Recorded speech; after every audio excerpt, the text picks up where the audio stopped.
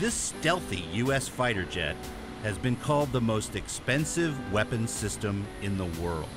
Price tag for Lockheed Martin's F-35 Lightning II program, $400 billion.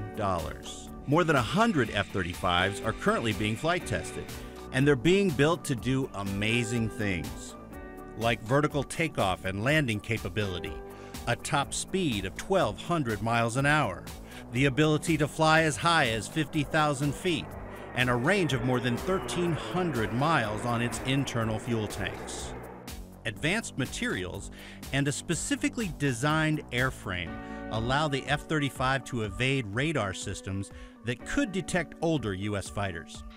The Pentagon started developing what would become the F-35 in the 1990s as a project to build one fighter for 3 military branches. Lockheed Martin was tapped to build the F-35 in 2001, rolling out the first production model 5 years later. Now the pressure's on for the plane to prove itself. It faces a deadline this year to be combat ready.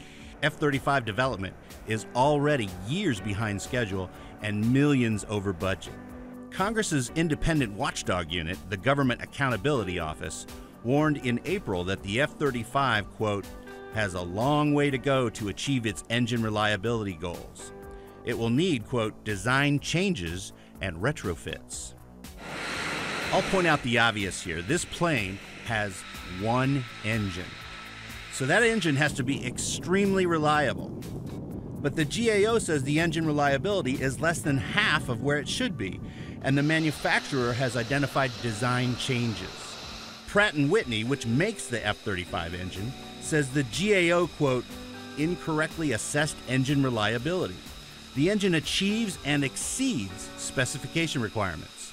A 2014 engine fire briefly grounded all F-35s for nearly a month. More delays could force the military to keep using aging FA-18 Hornets and A-10 Thunderbolts.